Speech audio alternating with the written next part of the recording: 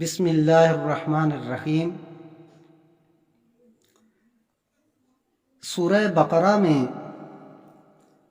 آگے چل کر گائے کا واقعہ بیان ہوا ہے، اس لیے اسے بقرہ گائے کے واقعے والی صورت کہا جاتا ہے۔ مسلم شریف کی حدیث ہے، لا تجعلوا بیوتکم قبورا فإن البیت الذی تقرأ فیہ سورۃ البقرہ لا يدخل الشیطان۔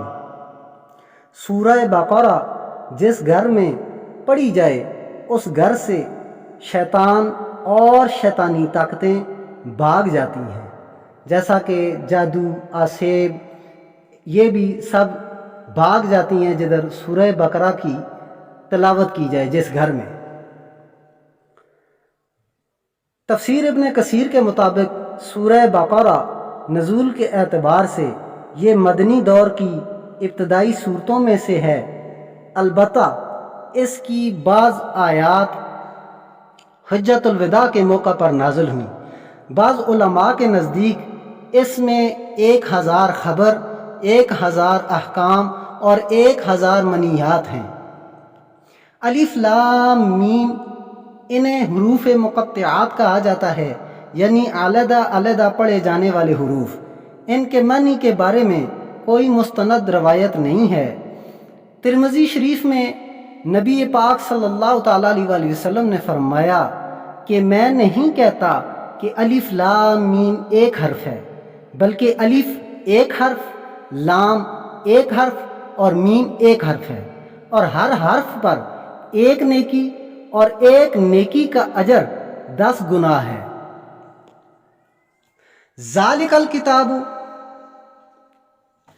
قرآن کو کتاب کہہ کر اس بات کی طرف اشارہ ہے کہ قرآن مجید پیغمبر اسلام صلی اللہ تعالیٰ علیہ وآلہ وسلم کی حیات طیبہ ہی میں ایک مصحف اور کتاب کی صورت میں مرتب ہو چکا تھا، جس کا ایک ایک حرف آج تک محفوظ ہے۔ یہ محض یادداشتوں کا مجموعہ نہیں جسے پیغمبر صلی اللہ تعالیٰ علیہ وآلہ وسلم سے ان کے مختلف اصحاب نے موقع بہ موقع سنا ہو، پھر سینہ بہ سینہ ان کی روایت ہوئی ہو، اور بعد کو یہ یادداشتیں الفاظ و معانی کی نو بہ نو تبدیلیوں کے ساتھ نقل اور جمع کی گئی ہوں۔ دنیا میں اسلام کے سوا دوسرے اہل مذاہب کے پاس جو مذہبی صحیفے موجود ہیں ان کا یہی حال ہے، اسی لیے وہ صحائف نہ لفظی تبدیلیوں سے محفوظ رہے نہ مصنوعی تحریفات سے، جیسا کہ قرآن پاک میں دوسرے مقام پر ہے، تنزیل الکتاب لا ریب فیہ من رب العالمین۔ بعض علماء نے کہا ہے کہ یہ خبر بمعنی نہیں ہے لا ترتابوا فیہ، اس میں شک نہ کرو۔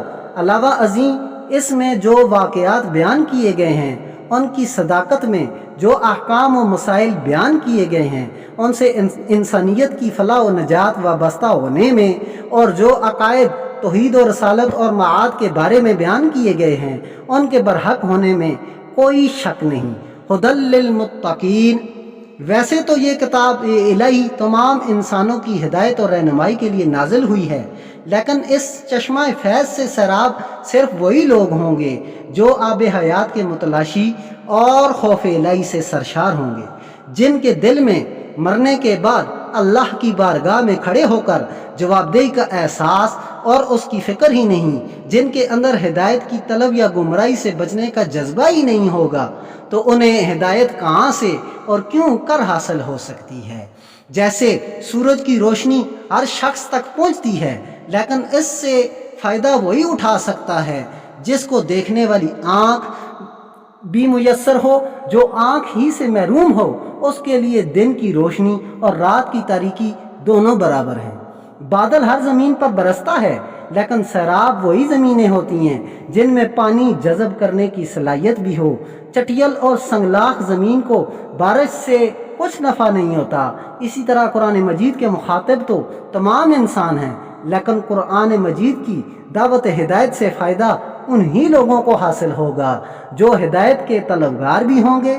اس کے لیے بنیادی شرط یہ ہے کہ دل میں خدا کا خوف ہو، گناہ اور اللہ کی نافرمانی سے بچنے کی خواہش ہو، اور خدا کی اطاعت و فرما برداری کا جذبہ ہو۔ ایسے ہی لوگوں کو متقین کہا گیا ہے۔ الذین یؤمنون بالغیب، تقوی قلب کی اندرونی کیفیت ہے۔ ایمان و عمل سے اس کا اظہار ہوتا ہے، اس لیے تقوی والوں کی 3 صفتیں بیان کی گئی ہیں۔ پہلی صفت ایمان و یقین، دوسری صفت جسمانی افعال کا صالح ہونا، تیسری صفت مالی معاملات کا درست اور منشاء ربانی کے مطابق ہونا۔ پہلی صفت ایمان و یقین۔ ایمان سے مراد غیب پر ایمان ہے، یعنی ان اندیکھی حقیقتوں پر یقین کرنا جو نگاہ اور عقل کی رسائی سے باہر ہیں، ورنہ آنکھوں دیکھی بات پر کون یقین نہیں کرتا۔ اللہ تعالیٰ کا وجود، اللہ تعالیٰ کی صفات، نبوت، وحی، فرشتوں کا وجود، قرآن مجید اور پہلی آسمانی کتابیں، آخرت کا قائم ہونا، پھر اس میں حساب و کتاب اور خواب و عذاب، یہ سب غیب کی باتیں ہیں جو توہمات نہیں ہیں، بلکہ ان ساری حقیقتوں کا علم اللہ اور اس کے رسولوں کے ذریعے ہوا ہے، جس سے زیادہ قابل اطمینان اور لائق اعتبار کوئی اور ذریعہ علم نہیں۔ ظاہر ہے کہ جو نظام غیبی پر ایمان نہ رکھتا ہو وہ قرآن پر ایمان نہیں لا سکتا، اور جو قرآن ہی پر ایمان سے محروم ہو وہ قرآن سے فائدہ کیوں کر اٹھا سکتا ہے۔ وَيُقِيمُونَ الصَّلَاةَ، دوسری صفت جسمانی افعال کا صالح ہونا، تقوی کی دوسری علامت اور قرآن سے فیضیاب ہونے کی دوسری شرط ہے اقامت الصلاۃ، یعنی تمام آداب و حقوق کی رعایت کے ساتھ نمازوں کا ادا کرنا ہے۔ نماز ایک ایسی عبادت ہے جس میں انسان کا پورا وجود خدا کے سامنے جھک جاتا ہے، نگاہ کا دائرہ، زبان کا بول، اعضاء کی نقل و حرکت، غرض یہ کہ ہر عضو حکم خداوندی اور سنت نبوی کا پابند ہے۔ پس گویا نماز ان تمام اعمال صالحہ کا عنوان ہے جن کو جسم کے ذریعے انجام دیا جاتا ہے۔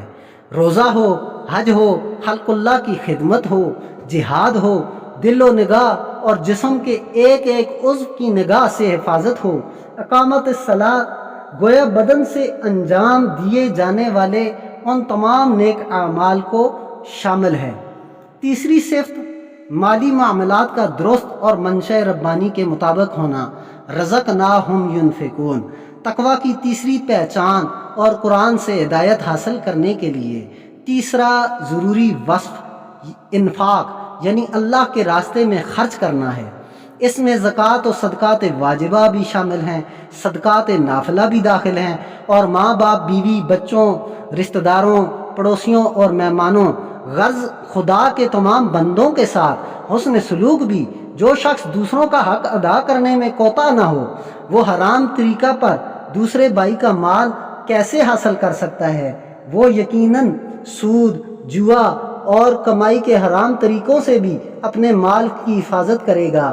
پس گویا انفاق کے لفظ میں مال سے متعلق شریعت کی تمام ہدایات کی طرف اشارہ ہے۔ والذین یؤمنون بما انزل الیک وما انزل من قبلک وبالآخرۃ ہم یوقنون، پچھلی کتابوں پر ایمان لانے کا مطلب یہ ہے کہ جو کتابیں انبیاء علیہم السلام پر نازل ہوئیں وہ سب سچی ہیں، وہ اب اپنی اصلی شکل میں دنیا میں پائی نہیں جاتی، نیز اب ان پر عمل بھی نہیں کیا جا سکتا۔ اب عمل صرف قرآن اور اس کی تشریح نبوی حدیث پر ہی کیا جائے گا۔ اس سے یہ بھی معلوم ہوا کہ وحی و رسالت کا سلسلہ حضرت صلی اللہ تعالیٰ علیہ وآلہ وسلم پر ختم کر دیا گیا ہے، ورنہ اس پر بھی ایمان لانے کا ذکر اللہ تعالیٰ ضرور فرماتا۔ اولئک علی ھدی من ربہم واولئک ھم المفلحون، یہ ان اہل ایمان کا انجام بیان کیا گیا ہے جو ایمان لانے کے بعد تقوی و عمل اور عقیدہ صحیحہ کا اہتمام کرتے ہیں۔ میں زبان سے اظہار ایمان کو کافی نہیں سمجھتے، کامیابی سے مراد آخرت میں رضا الہی اور اس کی رحمت و مغفرت کا حصول ہے، اس کے ساتھ دنیا میں بھی خوشحالی اور سعادت و کامرانی مل جائے تو سبحان اللہ، ورنہ اصل کامیابی آخرت کی ہی کامیابی ہے۔ اس کے بعد اللہ تعالیٰ دوسرے گروہ کا تذکرہ فرما رہا ہے جو صرف کافر ہی نہیں بلکہ اس کا کفر و عناد اس انتہا تک پہنچا ہوا ہے جس کے بعد اس سے خیر اور قبول اسلام کی توقع ہی نہیں۔ ان الذین کفروا سواء علیہم اانذرتہم ام لم تنذرہم لا یؤمنون۔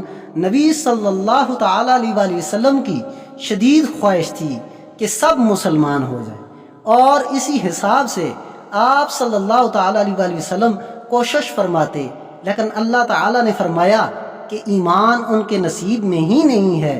یہ وہ چند مخصوص لوگ ہیں جن کے دلوں پر مہر لگ چکی تھی، جیسے ابو جہل اور ابو لہب وغیرہ، ورنہ آپ صلی اللہ تعالیٰ علیہ وآلہ وسلم کی دعوت و تبلیغ سے بے شمار لوگ مسلمان ہوئے، حتیٰ کہ پھر پورا جزیرہ عرب اسلام کے سایہ عاطفت میں آ گیا۔